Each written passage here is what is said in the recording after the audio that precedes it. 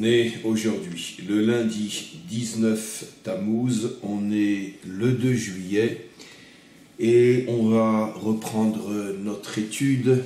Et je tenais à préciser que finalement, il ne nous reste pas tellement de temps jusqu'à la période des grandes vacances, entre parenthèses. C'est pas forcément des vacances pour tout le monde, mais quoi qu'il en soit, le cours du matin, le cours donc qui est donné plus ou moins tous les matins à 8h30, s'arrêtera cette année. Je le redirai bien sûr de nombreuses fois, mais s'arrêtera cette année le mercredi 18 juillet. Il y aura à peu près 3 semaines d'arrêt. On va reprendre les cours, je le redirai aussi, c'est pas grave, mais on reprendra les cours, si je ne me trompe pas, aux alentours plus ou moins du 12 août. Donc à partir du 18 juillet, on arrêtera les cours. Il y aura cours bien sûr encore le 18 juillet et on reprendra les cours le 12 août. Bien sûr, tout ça c'est très théorique. Il peut y avoir des interventions peut-être, si c'est nécessaire, même pendant la période qui est censée être la période des vacances. Il est possible, le temps ne nous appartient pas, que les cours ne reprendront pas directement le dimanche 12 août, mais globalement c'est plus ou moins ce qui est prévu. Donc il ne nous reste finalement que très peu de cours, parce que par exemple dimanche prochain il n'y aura pas cours non plus, parce que c'est la journée du live. Et j'en profite aussi pour vous rappeler que c'est un live très important. Ce sera le dernier live de l'année scolaire. Et je pense que vous avez énormément apprécié tous les lives qui ont été donnés cette année, surtout les derniers lives, ces derniers mois où on est rentré dans une vision, dans une approche beaucoup plus de comprendre, de connaître Israël et ce qui s'y passe. On est sorti un petit peu de l'approche plus classique des dernières années où c'était surtout des visites plus religieuses, plus spirituelles. J'ai compris, et je pense ne pas m'être trompé, que finalement le public était aujourd'hui à la recherche d'une nouvelle connexion avec la terre d'Israël, avec le peuple juif revenu sur sa terre, et dans la dimension de la modernité, de ce qui se passe aujourd'hui. C'est la raison pour laquelle on a tourné un petit peu dans un nouveau sens nos lives, et le succès est énorme. Jamais nous n'avons eu autant de, par milliers, par dizaines de milliers de gens qui se connectent le jour même. On arrive des fois à 5 000 à 6 000 vues en live, et puis après bien sûr en différé, certains lives sont montés jusqu'à plus de 100 000 visites et plus encore. Et surtout, ce qui est très important, et c'est vrai que on l'a découvert au fur et à mesure que l'on faisait ces lives, c'est que de plus en plus de non-juifs, par milliers même, sont de plus en plus intéressés par ces lives, parce que finalement c'est la seule possibilité qu'ils ont pratiquement d'avoir une vision d'Israël autre que celle qui est diabolisée, qui est mensongère, il n'y a pas de mot pour la décrire, celle que le Français lit dans les journaux, quel que soit le journal français, il n'y a pas de grande différence, ou entend par l'intermédiaire de la presse, visuelle ou audio. C'est une véritable guerre, une véritable inquisition à l'égard d'Israël et de son peuple, où finalement, à titre d'exemple, je ne sais pas si vous êtes au courant, si vous imaginez en France et partout dans le monde ce qui est en train de se passer en Syrie, maintenant que Assad est en train finalement de reconquérir pratiquement tous les derniers bastions de ce qu'on appelle les rebelles, mais les massacres d'hommes, de femmes et d'enfants jusqu'au dernier, parce que ce sont les milices chiites qui sont à la tête des armées de Assad, donc ceux qui sont payés par l'Iran. Les rebelles sont tous des sunnites et les chiites s'en donnent à cœur joie est-ce que vous en entendez parler en France? Est-ce que vous le savez? Bon, très brièvement, mais qui sait que ça intéresse que les enfants sunnites sont coupés en morceaux, on joue au ballon avec leur tête, ça n'intéresse personne. Mais par contre, si un Israélien éternue et qu'à ce moment-là, un Palestinien passé, qu'il a reçu un petit peu de ce qui est sorti du nez de l'Israélien, c'est tout de suite Conseil de l'ONU et je ne sais quoi. Donc, des milliers aujourd'hui de Français, et d'ailleurs de tous les pays d'Europe, ont compris, commencent à comprendre que finalement on leur mentait, c'était une nouvelle forme d'antisémitisme des plus vulgaires, des plus viles, des plus horribles, hitlérienne à 100% et peut-être pire encore. Et donc ces lives ont permis à des milliers, des dizaines de milliers de non-juifs d'avoir une autre vision, une autre connexion avec le peuple juif revenu sur sa terre, la terre d'Israël, le pays d'Israël.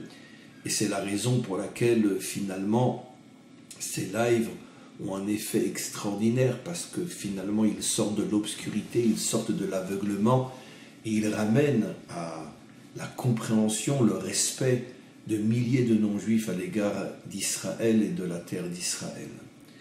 Et donc, je disais que le live que nous allons faire là est extrêmement important, parce qu'il va relater l'histoire de ces plus ou moins 10 000 personnes, hommes, femmes et enfants, qui avaient transformé une partie du désert en un paradis unique au monde, mais vraiment unique au monde, ceux qui ont connu comme moi-même et des milliers et des milliers d'autres le Gush Katif avant l'expulsion. Il n'y a pas de mots pour expliquer le miracle inimaginable qui s'était produit sur cette terre que d'ailleurs les habitants de Gaza appelaient le pays du sable. Il n'y avait rien. D'ailleurs, depuis que le Gush Katif a été détruit, il n'y a rien. Les Arabes sont absolument incapables d'y faire pousser ne serait-ce qu'une tomate.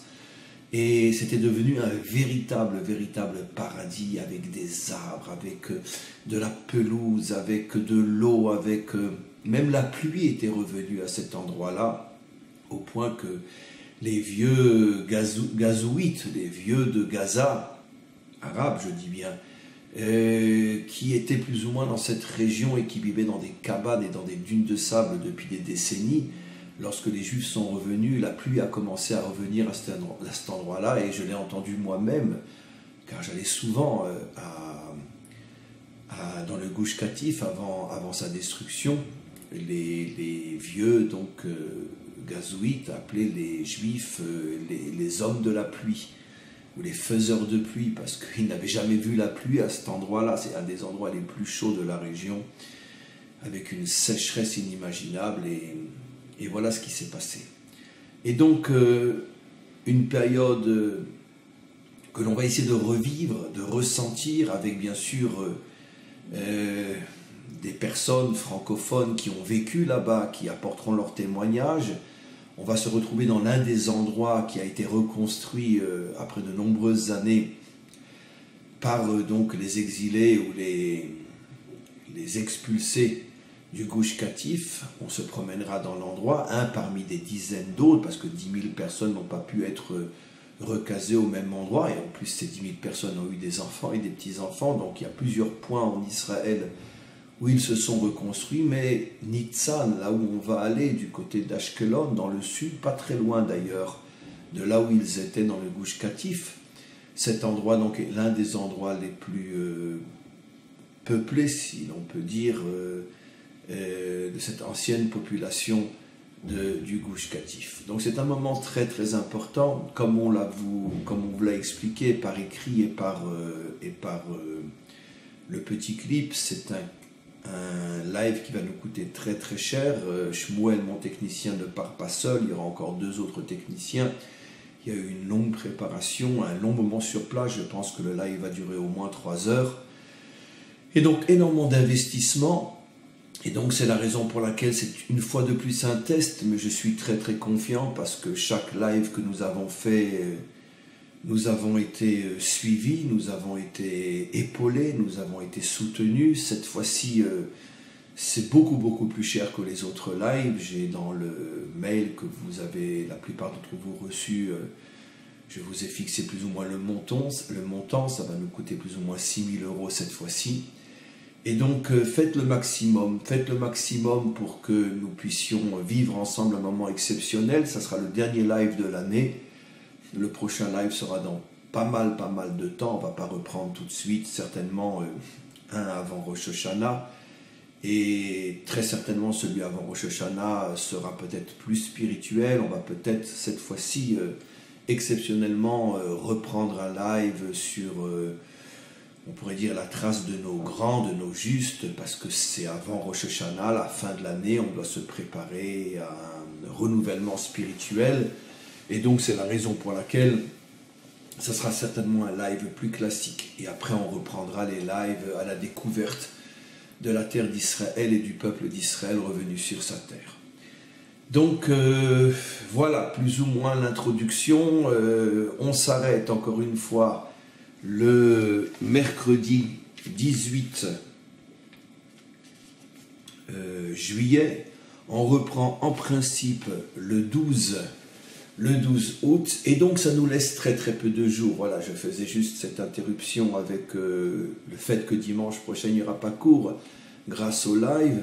Et donc finalement, si on fait le compte, on a aujourd'hui, donc lundi, mardi, mercredi, on a 3 cours.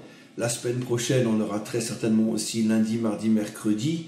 Encore une fois 3 cours, donc ça fait 6 cours. Et la dernière semaine, en principe, on aura 4 cours, donc ça fait 10 cours. Et 10 cours qui tombent finalement dans la période que l'on appelle la période des 3 semaines, la période qui est entre les 2 jours de jeûne, celui d'hier, 17 Tammuz, et qui se termine par le dernier jeûne, celui donc du 9 Av, et ces 3 semaines qui commémorent finalement la période des 2 destructions de temples et finalement des exils d'Israël, et surtout de notre dernier exil qui se termine chaque jour davantage, mais qui malgré tout dure encore un petit peu depuis 2000 ans.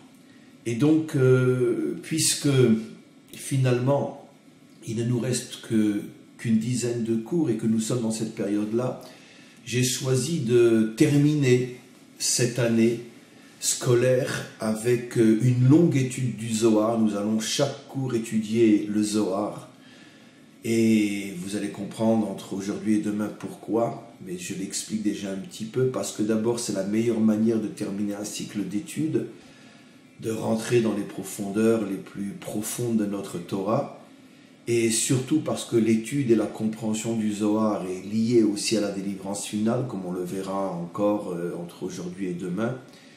Et j'ai choisi des textes du Zohar qui parlent de la délivrance, bien évidemment, puisque, comme vous le savez, on approche de cette période des 3 semaines qui commémore les destructions de temples et l'exil. N'est pas une approche pessimiste, triste, de deuil, mais au contraire une approche de joie, d'optimisme, de force, parce que nous sommes la génération qui voit de ses propres yeux la fin de l'exil et surtout le renouvellement d'Israël sur sa terre, et bien évidemment les prémices déjà bien avancées, bien claires et de plus en plus visibles, les prémices de la délivrance finale. Et donc aujourd'hui, il est absolument impossible et impensable de vivre cette période comme une période de tristesse uniquement, comme une période de deuil uniquement, parce que, comme je disais une fois, et je suis très sérieux et très sincère lorsque je le dis, celui qui a le bonheur de vivre en Israël et qui a surtout cette sensibilité qui lui permet de se connecter à cette énergie inimaginable qui se cache au plus profond de cette terre et de ce peuple, celui-là ressent, même le jour de Tisha B'Av, même le jour du 9 Av, il ressent une joie plus grande encore que la joie que l'on ressentait, que je ressentais quand j'étais encore à Paris, même le jour de Simchat Torah, même le jour qui est censé être un jour, l'un des jours de fête les plus joyeux de l'année, le jour où on se réjouit avec la Torah, qui s'appelle Simchat Torah, le jour de la joie de la Torah, où on danse, on chante. je vous affirme sans la moindre exagération que je n'éprouvais pas la joie, le bonheur que je ressentais à ce moment-là à Simchat Torah à Paris, la joie, le bonheur et la force que je ressens même le 9 Av ici à Jérusalem. Parce que même oser dire qu'il y a une comparaison possible, c'est déjà impossible. Parce que même le jour du 9 Av, ici en Israël, on ne peut pas sombrer dans la tristesse, dans le deuil, parce qu'évidemment, c'est vrai, le temple n'est pas encore reconstruit, c'est vrai, une grande partie de notre peuple est encore en exil, c'est vrai, malheureusement, ô combien vrai, les souffrances, les épreuves, les drames sont encore présents, énormes, colossales parfois, presque impossible à accepter, à digérer, mais il y a une différence fondamentale, qui est la différence que nos maîtres eux-mêmes ont apporté, la différence entre une souffrance et un accouchement.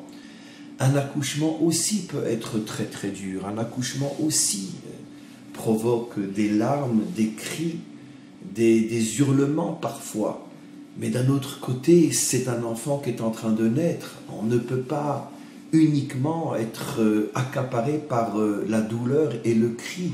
On voit aussi la vie, on voit aussi le bien, on voit aussi l'espoir, on voit aussi l'enfant qui est en train de naître.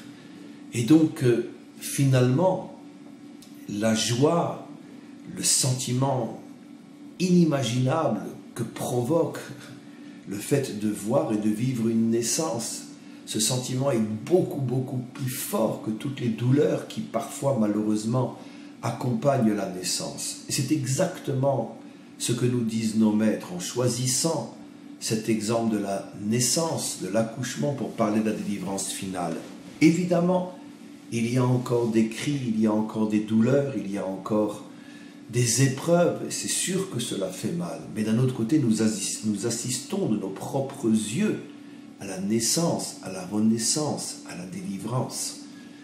Et c'est extraordinaire, c'est qu'en français, très souvent, en tous les cas, je ne sais pas si c'est en français général, mais en tous les cas, les Juifs, quand ils parlent français, j'imagine que ce n'est pas seulement nous, mais lorsqu'on parle d'une naissance, on parle d'une délivrance. Et donc, pourquoi?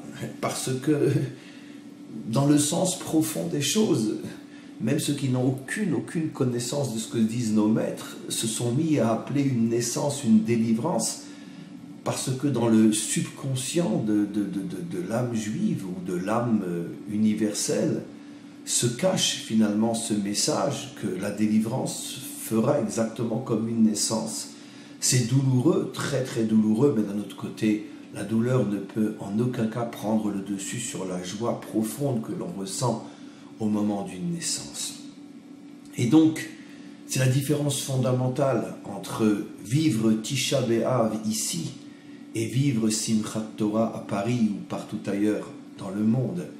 Parce que même si tu danses avec la Torah, lorsque tu es encore en dehors de ta terre, finalement, excusez-moi l'expression, mais si je n'étais pas sincèrement conscient et si je ne ressentais pas profondément ce que je dis, je ne me permettrais pas de le dire.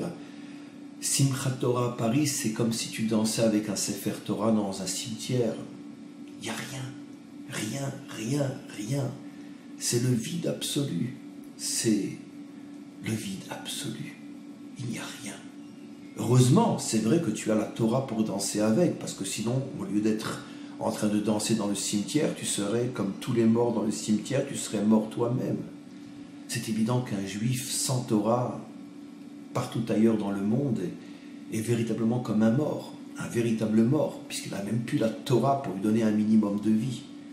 Mais même celui qui a la Torah en dehors de cette terre, effectivement, il a la vie, mais la vie dans un cimetière.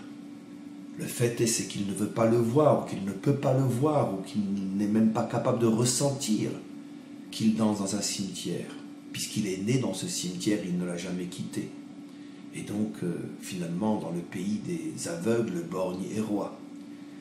Mais celui qui a eu la chance de quitter ce cimetière, et qui arrive ici en Israël, il n'y a plus de comparaison possible. Et même le moment, entre parenthèses, le plus triste que nous vivons ici, est un moment des millions et des milliards de fois plus fort, plus puissant, plus heureux, plus vivant que le plus grand des moments de vie dans le cimetière de l'exil. Pourquoi je me suis permis de parler de cimetière? Maintenant, je vais vous le dire. D'abord parce que je le ressens, c'est la première raison. Et deuxièmement, parce que le Rav Dinovich ne se permettrait jamais, et ça ne lui est jamais arrivé une seule fois en plus de 30 ans d'enseignement, d'oser dire quelque chose qui n'a pas une référence précise quelque part dans nos textes ou dans la Bible elle-même, excusez-moi de le dire en français. Et comparer l'exil à un cimetière, ce n'est pas de moi, c'est du prophète Ézéchiel. Le prophète Ézéchiel lui-même, lorsqu'il parle du retour d'Israël sur sa terre, donnera l'image d'un grand cimetière dans lequel il y a des tombes, et les tombes s'ouvriront et les ossements sortiront du plus profond du trou et se poseront sur le sol et commenceront à reconstituer le squelette jusqu'à ce que l'être soit reconstitué et l'âme rentre dans l'être et il se remet debout et il s'en va en direction de sa terre. Et donc, c'est pas de moi. Évidemment, quand on le lit dans Ézéchiel, personne ne comprend ce qu'il dit. Quand c'est le Rav Dinovich qui le dit, tout de suite on va s'insurger contre lui. Comment cet abruti ose dire des choses pareilles? Et c'est évidemment les Juifs qui me contrediront plus que les autres. Mais bon, excusez-moi, je n'ai dit que ce qu'Ézéchiel disait. Donc si vous en avez contre quelqu'un, adressez-vous à lui, pas à moi. Moi, je ne suis que la voix de mon maître. Mais quoi qu'il en soit, peu importe. Je disais donc que, effectivement, nous sommes donc dans cette période des 3 semaines et j'ai donc choisi, vous voyez, je fais à chaque fois des détours énormes, j'ai donc choisi de prendre pendant 10 cours des textes issus du Zohar qui parlent de la délivrance finale, parce que finalement c'est de cette manière qu'un véritable juif vit la période de ces 3 semaines ici. Il ne le vit pas comme la commémoration de l'exil, mais il le vit surtout et essentiellement comme les prémices de la délivrance.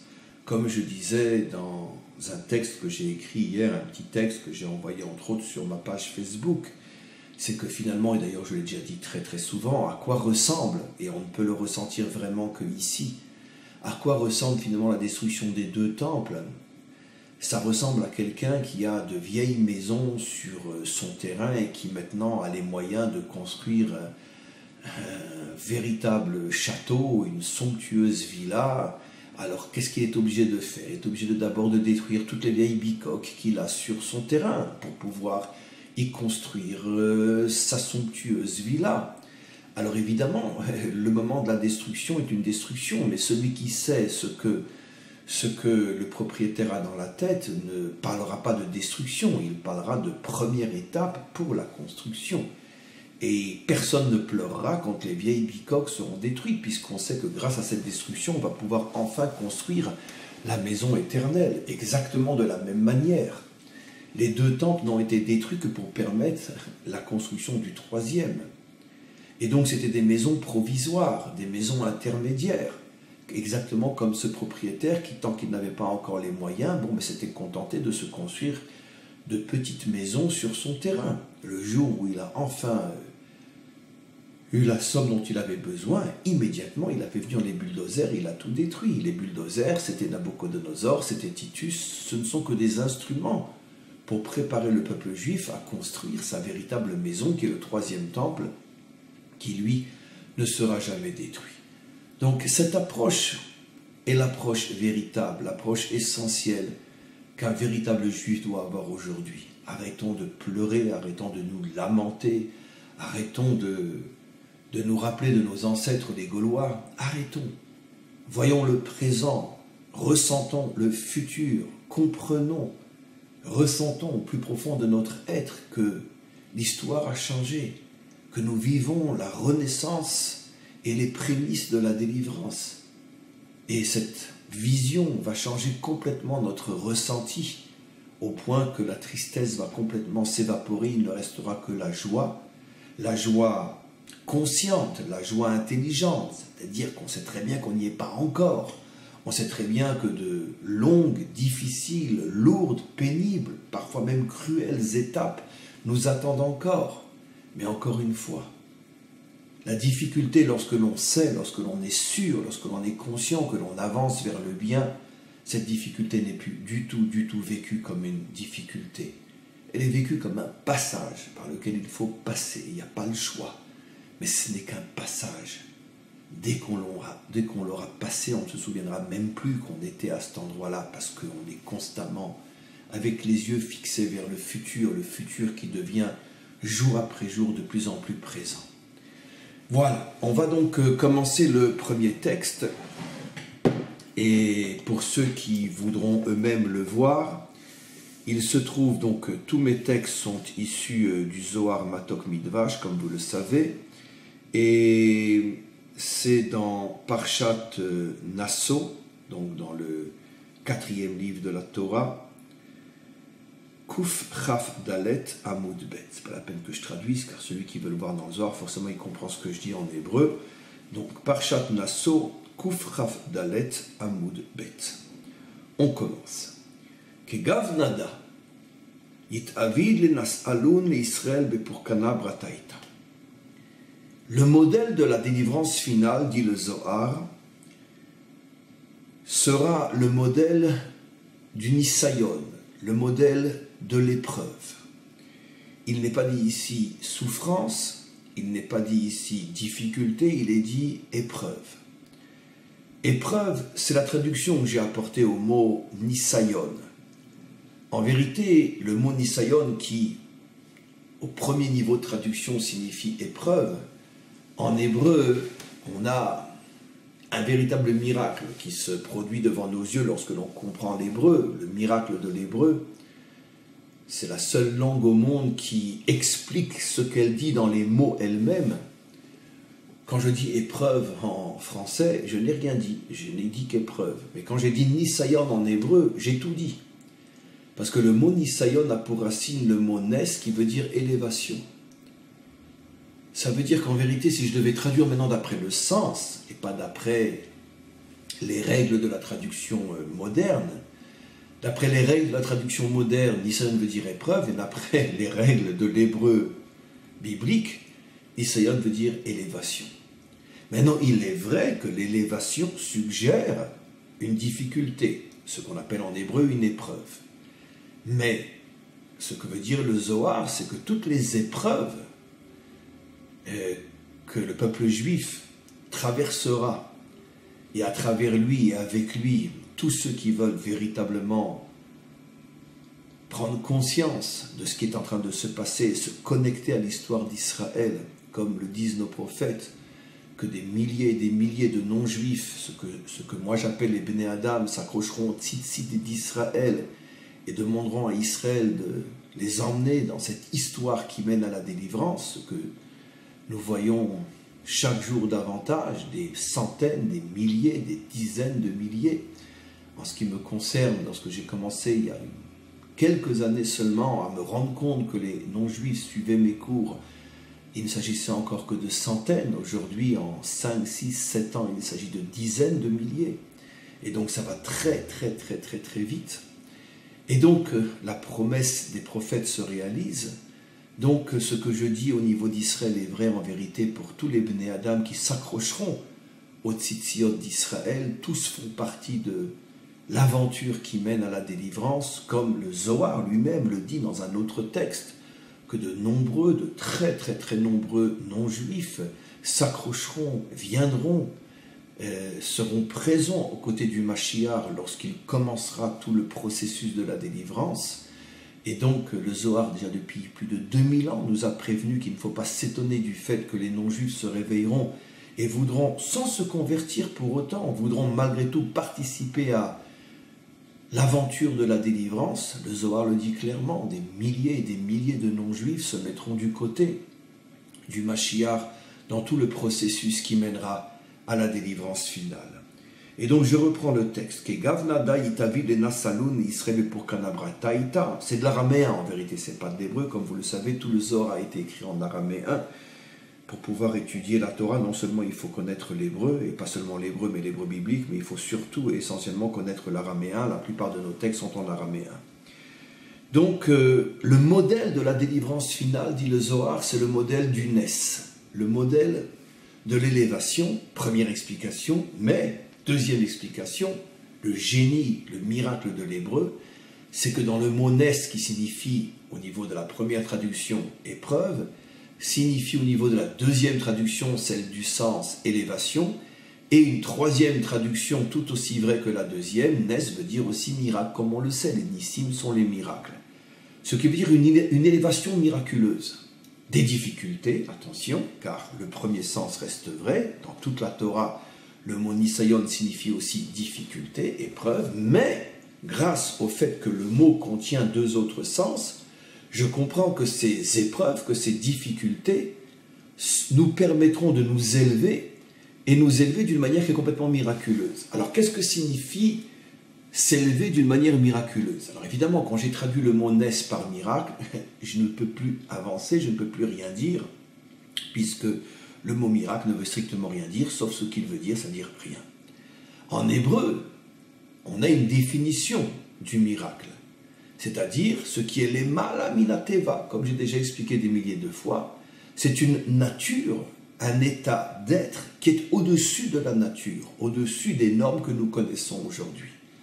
C'est-à-dire que le miracle, c'est cette capacité qu'a l'homme de s'élever à un niveau, d'atteindre une dimension qui est gérée par des normes, par des lois, par des énergies, par des forces, par des critères qui sont complètement au-dessus de ce monde. C'est une dimension, elle aussi, c'est pas du n'importe quoi, c'est pas le papillon qui se transforme en éléphant, c'est pas le miracle tel qu'on le comprend dans les films hollywoodiens, c'est pas de ça qu'on parle chez nous. Le miracle, c'est tout simplement l'apparition de ce que nous connaissons, mais que nous ne pouvons malheureusement pas toujours voir et se connecter à cette dimension. Nous savons que la dimension dans laquelle nous vivons, nous, n'est que l'extériorité de l'extériorité de l'extériorité de l'extériorité de l'extériorité de l'extériorité d'une infinité d'autres réalités qui sont à l'intérieur de l'intérieur de l'intérieur de l'intérieur de l'intérieur de l'intérieur de toutes ces extériorités, extériorités, extériorités, extériorités. Et donc, c'est de plus en plus profond des dimensions qui sont là, qui sont présentes, mais que nous ne pouvons pas atteindre. Et au fur et à mesure qu'une de ces dimensions, tout d'un coup, déchire le voile de notre extériorité et apparaît dans notre réalité, c'est ce que nous appelons le miracle. Mais c'est un monde, c'est une réalité tout aussi structurée que la nôtre, car le n'importe quoi et le fantastique et le hollywoodien n'existent pas dans le judaïsme. Tout est extrêmement structuré, mais des structures qui sont complètement hors normes par rapport aux nôtres. Et c'est pour ça que nous appelons ça un miracle, parce que nous ne sommes pas habitués à voir cette chose-là. Mais j'ai déjà donné un exemple très très simple. Imaginez-vous que quelqu'un vient d'une autre planète, au niveau de laquelle on se nourrit autrement que par la culture n'existe pas. Imaginez-vous qu'on lui permet d'assister à la naissance d'une fleur ou d'un légume. Alors on plante une graine et puis quelques semaines après il voit pousser un concombre, peu importe. Lui il n'a jamais vu ça, il va dire c'est un miracle, parce que comment un petit truc comme ça peut se transformer en quelque chose d'aussi grand, et la graine on ne pouvait pas la manger, on se cassait une dent et là on mange et c'est très bon. Et ne parlons même pas si chez lui les êtres sont créés autrement que par la naissance. Imaginez-vous qu'on lui explique comment un être humain naît chez nous, et c'est d'abord une goutte, et puis après il est dans le ventre de sa mère, et puis après il naît, il va dire c'est un véritable miracle, parce que ça correspond à des normes qu'il ne connaît absolument pas. Donc c'est ça le miracle, c'est tout simplement être confronté à quelque chose qui est hors norme par rapport à nos habitudes, par rapport à notre connaissance. C'est rien de mieux que cela. Mais malgré tout, c'est fantastique, c'est extraordinaire de savoir que finalement, toutes les lois, toutes les règles, toutes les limites du monde dans lequel nous vivons ne sont que l'extériorité de l'extériorité de l'extériorité. Ça veut dire que même un immense savant aujourd'hui n'a la connaissance que de l'extériorité, de l'extériorité, de l'extériorité, de l'extériorité. Et vous pouvez le rajouter 150 milliards de fois, le mot extériorité, par rapport à toute l'intériorité infinie qui est cachée à l'intérieur de ce monde, à l'intérieur de la nature.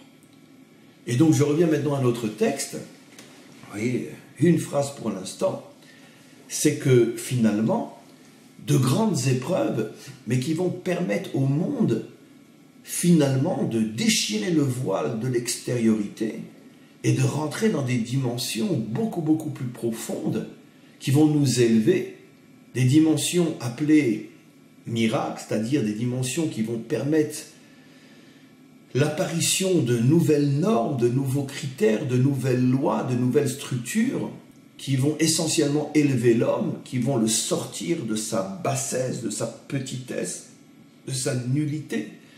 Parce que finalement, le comportement moral et spirituel de l'homme est directement lié à la structure dans laquelle il vit, dans la mesure où nous ne vivons que dans l'extériorité de l'extériorité 10 000 fois ou 1 milliard de fois de la réalité, automatiquement notre morale, notre spiritualité elle-même est extrêmement, extrêmement superficielle, artificielle, l'extériorité de l'extériorité, etc., etc., etc. Je ne peux pas être autre que le monde auquel j'appartiens. C'est absolument impossible. Donc c'est pour ça que toutes les morales, spiritualités, idéologies, philosophies qui ont traversé l'histoire sont d'une nullité à faire honte à la nullité. Mais ça va commencer à changer à partir de la délivrance, où les épreuves, comme les douleurs de l'accouchement, vont permettre la naissance, la déchirure, tout ce qui était caché va apparaître. L'exemple de la naissance est vraiment fabuleux. Tout ce qui était caché va pouvoir apparaître et va apparaître un nouveau monde, de nouvelles normes qui vont élever l'humanité tout entière, mais surtout qui vont élever l'homme et qui vont lui permettre de découvrir, chose qu'il ne pouvait même pas imaginer, de découvrir en lui des forces complètement nouvelles, dans son cœur, dans son corps, dans son cerveau, des forces qui seront tellement, tellement, tellement élevées, tellement puissantes qu'il n'arrivera même plus à comprendre comment il était ce qu'il a été. Mais mes amis, on peut donner un exemple très simple dans la vie de tous les jours. Imaginez-vous un grand, grand, grand penseur, un grand savant, ou à plus forte raison, un grand juste, qui se rappelle comment il était lorsqu'il était encore un embryon ou lorsqu'il était encore une goutte. C'est difficile à imaginer que cette goutte a pu donner un homme d'une telle dimension. Il n'arrive même pas à comprendre comment il a pu être une goutte, où il était quand il était une goutte. Mais c'est exactement ce qui va se passer. Lorsque le monde, avec la délivrance finale, va s'élever, et que de nouvelles formes, de nouvelles forces, de nouveaux fonds, tout va changer. On n'arrivera plus à comprendre mais comment on a pu être les hommes que nous sommes aujourd'hui. Ça va être véritablement une nouvelle création, un nouveau monde.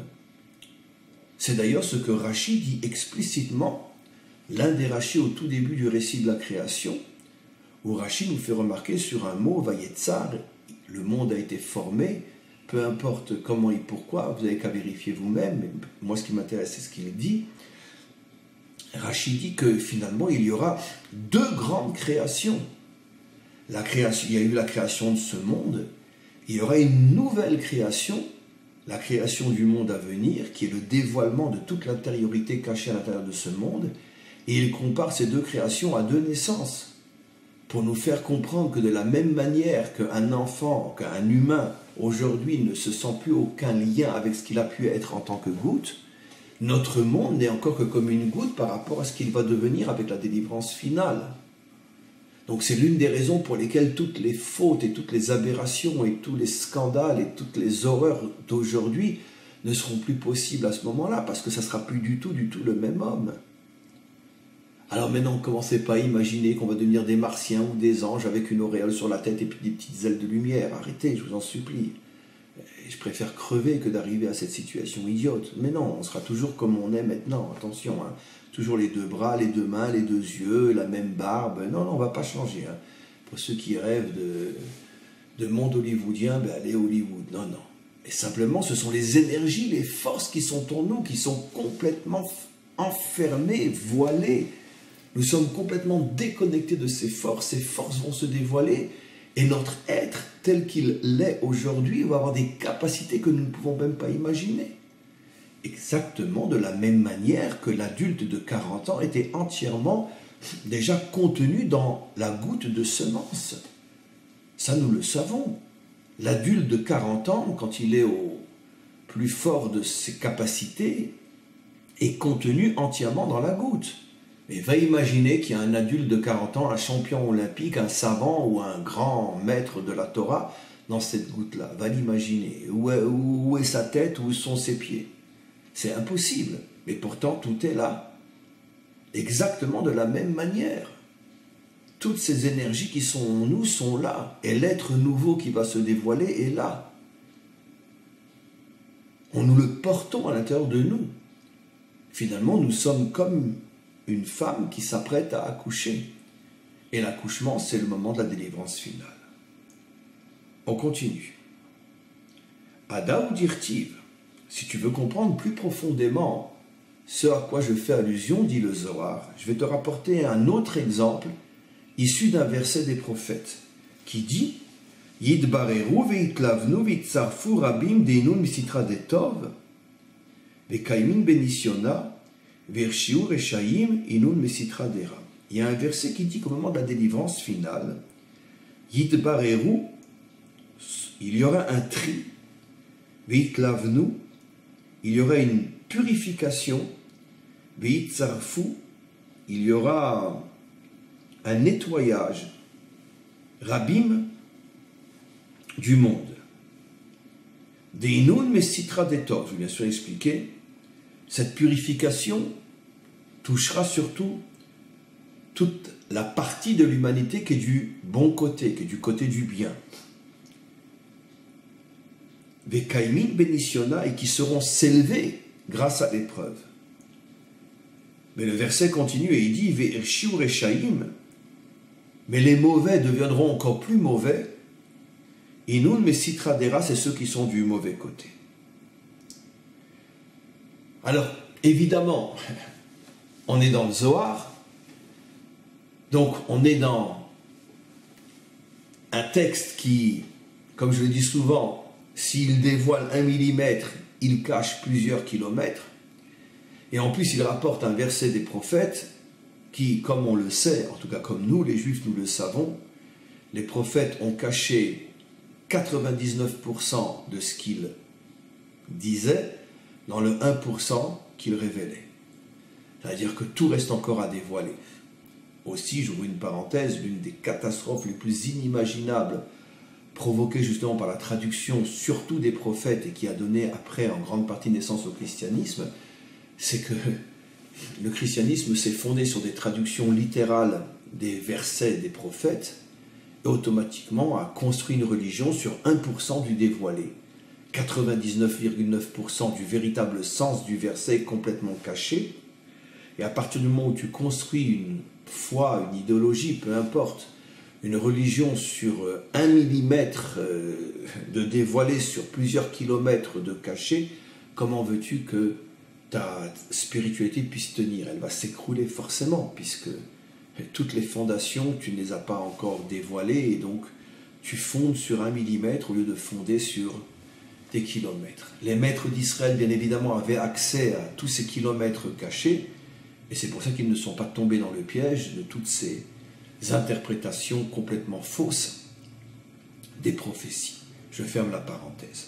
Donc, je reviens à ce que j'explique. On est dans un texte du Zohar, donc tout est extrêmement caché, et dans le verset du prophète, encore plus. Alors, de quoi parle ce verset? Si vous regardez dans le contexte, ce verset parle finalement effectivement de la délivrance, mais la comparaison ici, les termes utilisés, sont les termes qu'on utilise pour la purification de l'or ou la purification de l'argent. Comme on le sait, l'argent, pour pouvoir être purifié, pour pouvoir après devoir donner un bel ustensile, doit d'abord, ou l'or c'est pareil, doit d'abord être mis dans un four.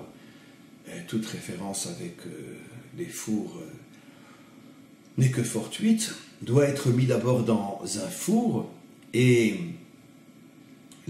toutes les comment on appelle ça, toutes les scories, je crois qu'on dit en français, toutes les scories, toutes les parties de l'or, je crois que c'est pareil pour le fer aussi, donc pratiquement tous les métaux, toutes les parties de l'or qui empêchent l'apparition de l'or pur ou de l'argent pur ou du fer véritablement pur, toutes ces parties-là sont brûlées et finalement sont séparées de la partie pure, et en fin de compte, il ne reste que la partie pure, et on peut après utiliser l'or, l'argent, le fer, le métal d'une manière positive. Et c'est l'exemple donné par le prophète, exactement de la même manière. L'humanité, avant que ne commence le processus de la délivrance finale, l'humanité ressemblera à un métal rempli de scories, avec énormément de biens, énormément de parties pures, mais tout est mélangé. Et la délivrance consiste en la purification finalement de la bonne partie, l'essentiel, la partie essentielle du métal. Mais pour ça, il faut d'abord brûler, séparer, blanchir la partie pure, de manière à ce qu'elle puisse se séparer de toutes les scories qui l'empêchent de devenir ce à quoi elle est destinée. Et toute cette période de la purification, du tri, du blanchissement, est la période de la délivrance finale, la période qui amène à la délivrance finale, la période donc de l'épreuve, de la difficulté. Et à ce moment-là, il y aura donc une séparation, l'image reste vraie jusqu'au bout, une séparation à l'intérieur du monde. Toutes les scories de ce monde, c'est-à-dire ce que le prophète appelle les méchants, les mauvais deviendront de plus en plus mauvais et mourront et disparaîtront dans leur mauvaiseté, et le bon sera séparé du mal, sera purifié et deviendra cette humanité qui sera celle de la délivrance, complètement libérée, complètement nettoyée, complètement purifiée, complètement séparée de toutes les saletés qui l'empêchaient d'atteindre le but pour lequel cette humanité positive avait été créée.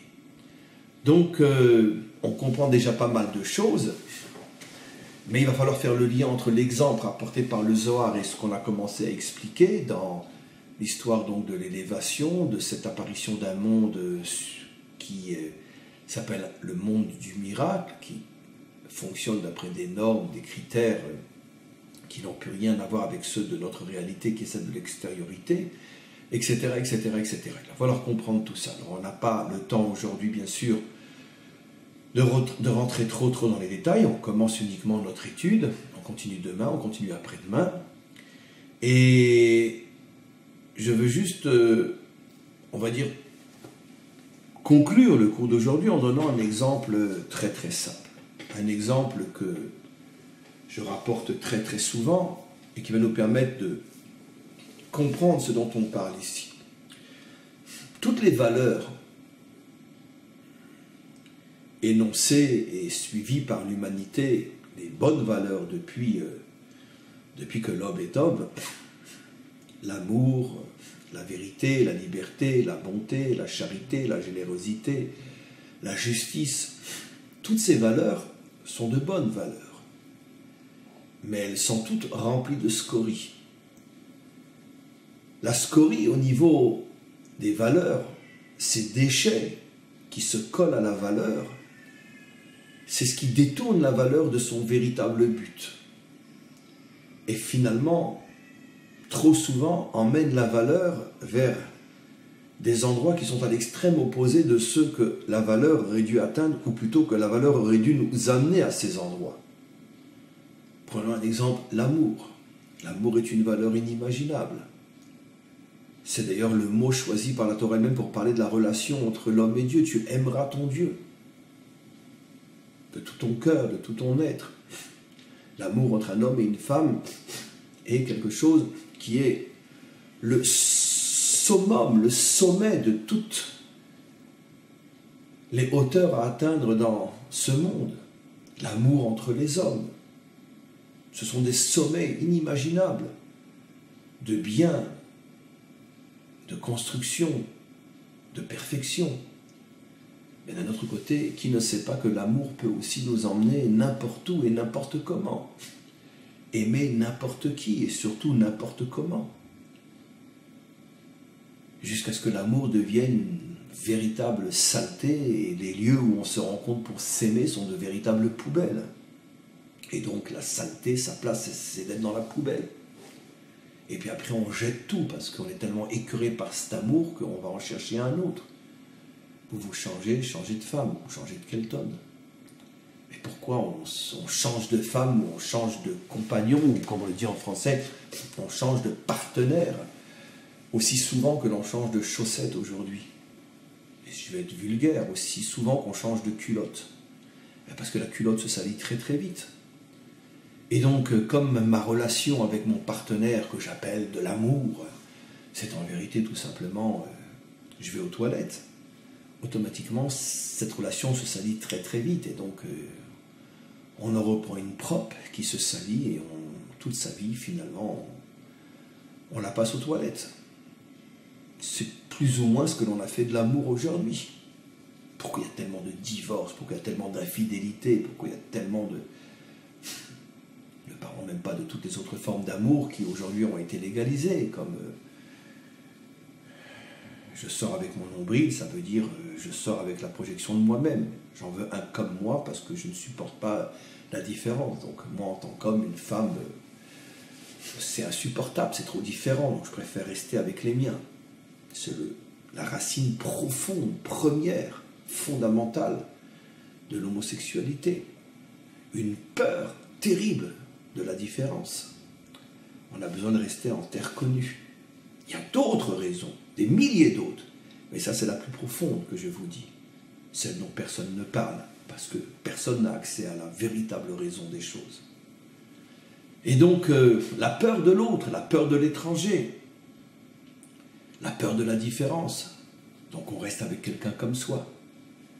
Mais c'est de l'amour, ça aussi, parce qu'on s'aime réellement. Et donc, ce sont toutes les scories qu'il y a dans cet amour qui font que finalement l'amour est dévié. Un autre exemple, la bonté.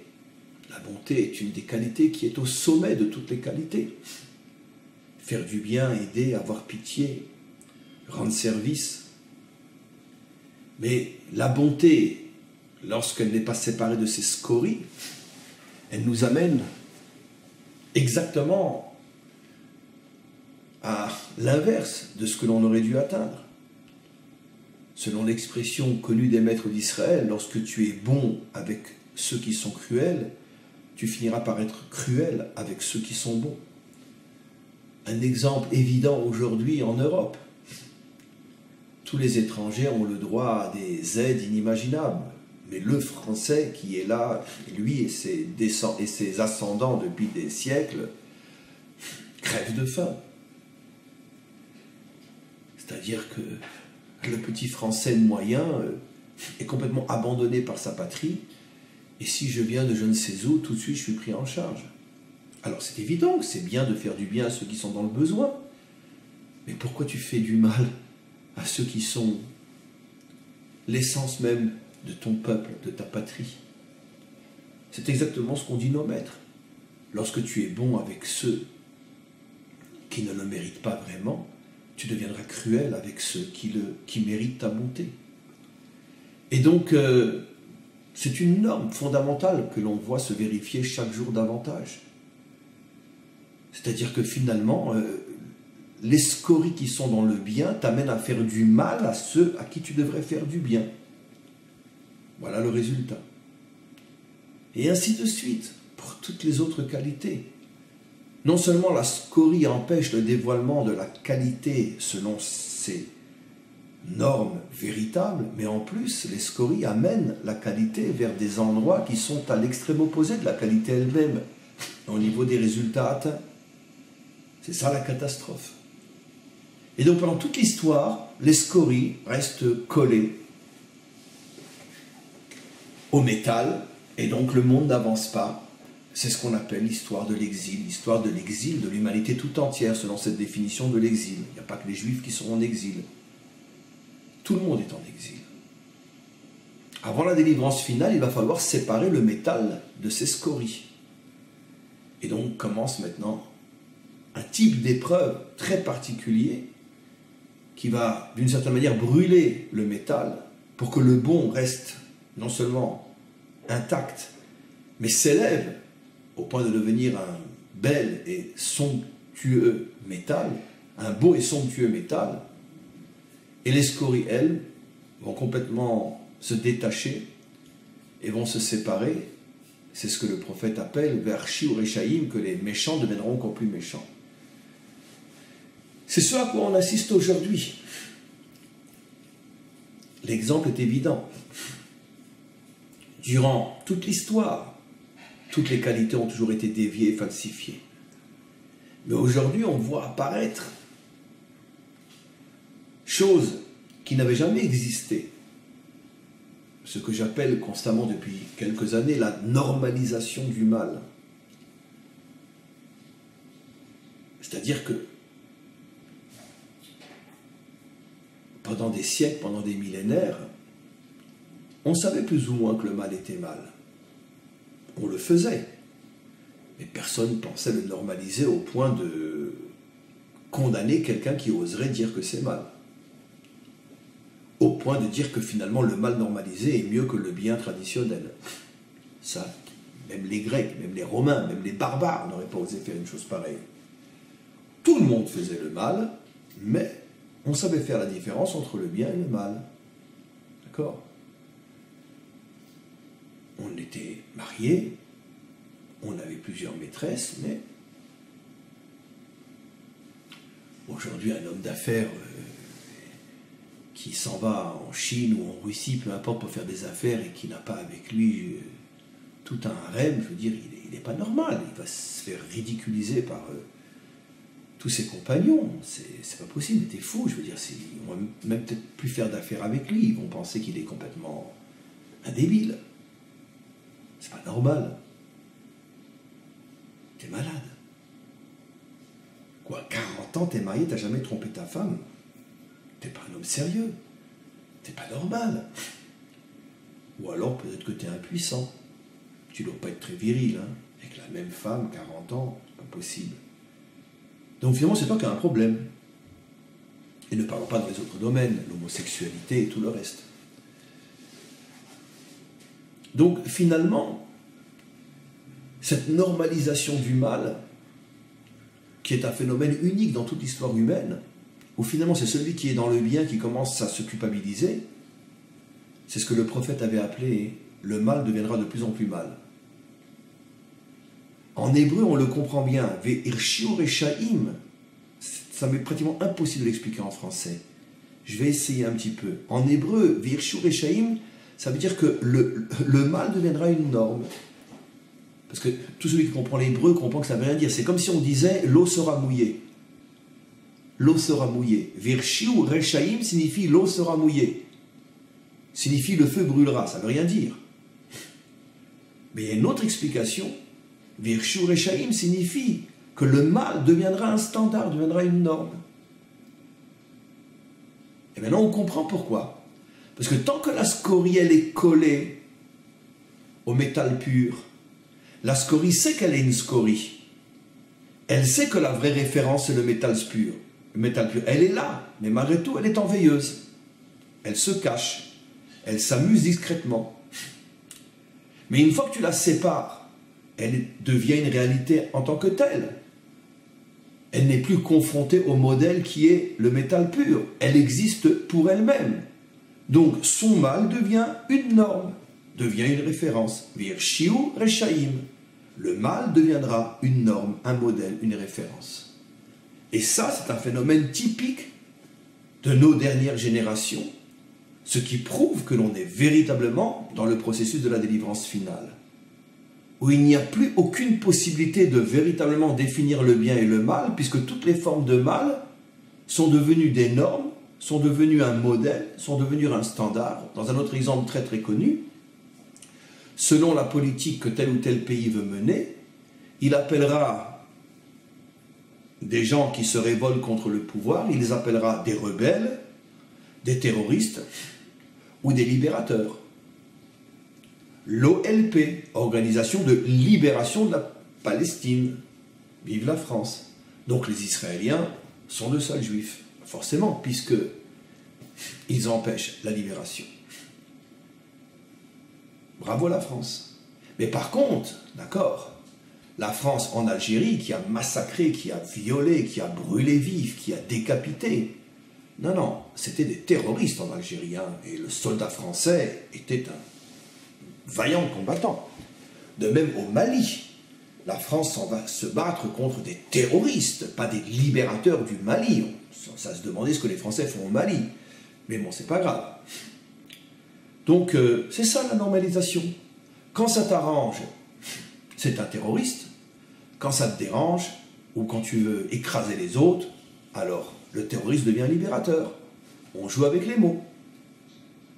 Donc, on normalise, on diabolise. C'est ça, notre civilisation. C'est les mots qui créent la réalité. Et donc, ça prouve, d'un côté, du bon côté, que finalement on avance vers la délivrance finale. Parce que tant qu'on faisait encore attention et tant qu'on gardait malgré tout à l'esprit le fait qu'il y a plus ou moins une norme universelle et on ne peut vraiment parler de mariage qu'entre un homme et une femme qui se sont voués fidélité l'un à l'autre, on ne peut vraiment parler d'amour que si réellement l'amour est accompagné de fidélité et de respect. Donc plus ou moins tant que ces normes anciennes étaient là, bon ben la scorie elle était là aussi, ne nous faisons pas d'illusions, mais au moins bon elle veillait en sourdine. Mais d'un autre côté, ça prouve qu'on était encore en exil, complètement en exil.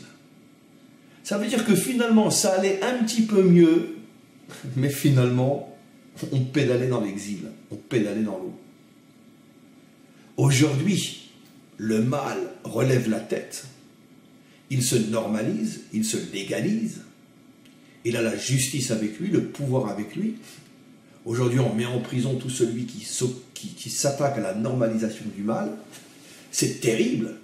La scorie a enfin relevé la tête. Mais d'un autre côté, c'est bien la preuve que nous avançons vers la délivrance finale. Ça veut dire que l'épreuve est la preuve de cette chose extraordinaire qui est en train de se passer pour celui qui a les yeux pour voir. Voilà ce qu'un texte vieux depuis de 2000 ans nous révèle. Il est vrai, bien interprété, comme je l'ai fait dans ce cours, mais voilà ce qu'un texte vieux de 2000 ans nous révèle. Vous comprenez ce que c'est l'étude du Zohar? Vous comprenez ce qui se cache dans l'étude du Zohar? Voilà, on va s'arrêter là pour aujourd'hui et on continue demain.